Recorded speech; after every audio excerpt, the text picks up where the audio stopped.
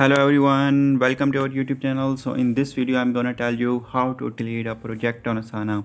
So you can see there are many projects available here, but now we want to delete Elon Musk. So just click on these three dots. Under these three dots you can see delete project option.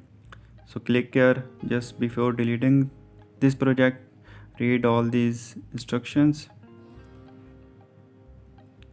Now we will click on this red button to delete this project.